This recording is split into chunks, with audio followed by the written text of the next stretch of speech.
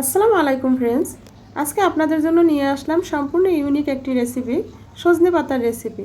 সজনে পাতা দিয়ে হয়তো আপনারা অনেক রেসিপি খেয়েছেন, কিন্তু আজকে আমি যে রেসিপিটি নিয়ে আসলাম হয়তো আপনারা কখনোই এই রেসিপিটি খাননি।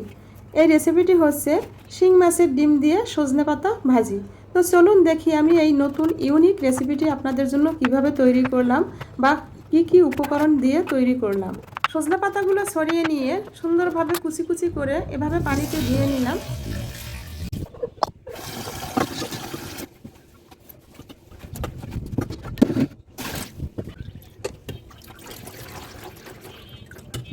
এখানে শিং মাছের ডিম ভালোভাবে ধুয়ে পানি ঝরিয়ে নিলাম।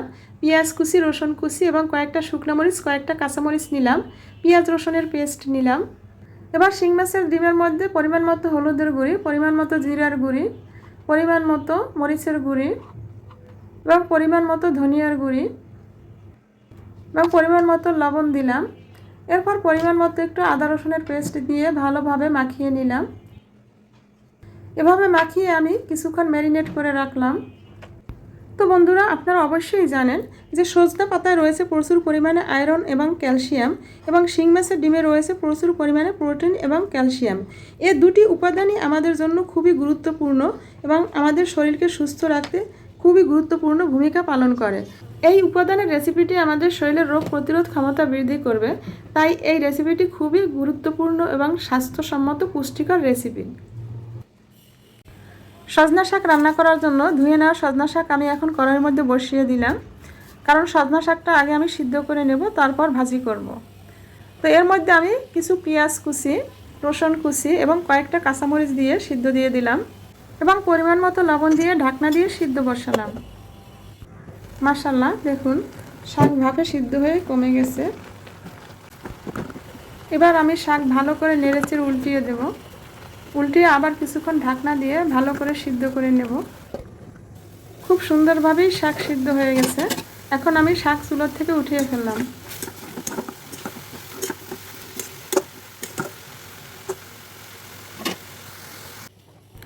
এবার গরম প্যানের মধ্যে তেল দিয়ে দিলাম। তেলটাকে একটু নেড়েচেড়ে ভালো করে গরম করে নিলাম। তেল গরম হয়ে গেছে। এখন ম্যারিনেট করা যে মাছের ডিম ছিল, সেই মাছের ডিম আমি এখন ভাজি করে নেব। মাছের ডিমগুলো অল্প আছে ভাজি করতে হবে, তাই কিছুক্ষণ ধরে মাছের ডিমগুলো ভালোভাবে নেড়ে চেড়ে অল্প আছে কিছুক্ষণ ঢাকনা দিয়ে সিদ্ধ করে নিলাম।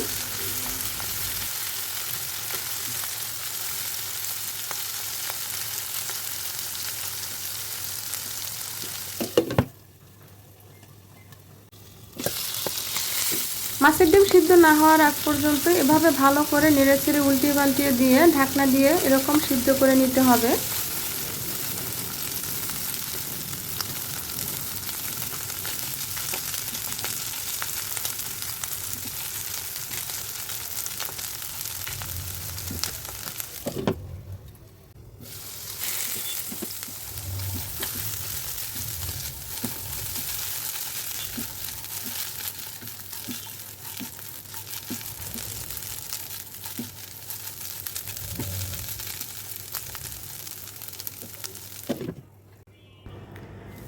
এবার মাছের ডিম ভুনা করা হয়ে গেল, একদম শুকনো শুকনো হয়ে গেছে।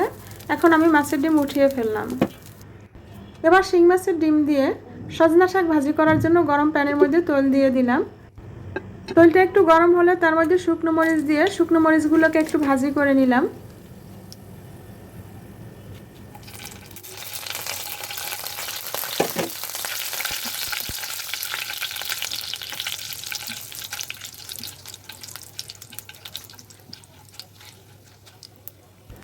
শুকনো মরিচ ভাজি করা হয়ে গেল। এখন এর মধ্যে আমি পেঁয়াজ কুচি, রসুন কুচি দিয়ে একটু ভালো করে ভাজি করে নিলাম।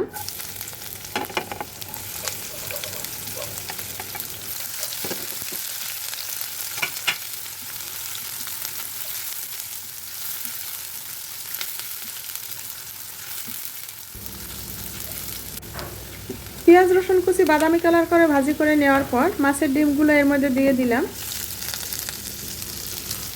একটু নেড়েচেড়ে ভালো করে মিক্স করে নিলাম। এরপরে সিদ্ধ করা শাকগুলো এর মধ্যে দিয়ে দিলাম।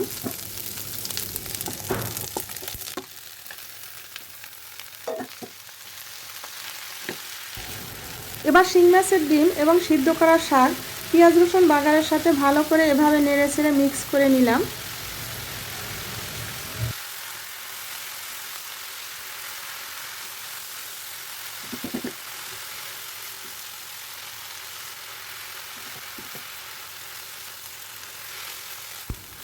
মাশাআল্লাহ, দেখতে যেমন সুন্দর খেতেও তেমন টেস্ট। প্লিজ আপনারাও একবার এভাবে রান্না করে ট্রাই করে খেয়ে দেখবেন কতটা টেস্ট এবং কতটা মজার। সত্যি বলছি, খুবই মজার। যারা না খেয়েছেন একবার খেয়ে দেখবেন। খুবই পুষ্টিকর এবং সুস্বাদু একটি খাবার।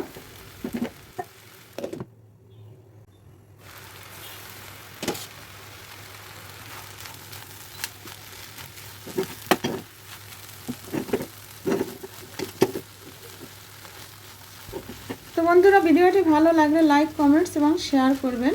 এরকম আরও নতুন নতুন ভিডিও আপলোড দেওয়ার নোটিফিকেশন পেতে বা আপডেট পেতে প্লিজ আমার চ্যানেলটি সাবস্ক্রাইব করুন।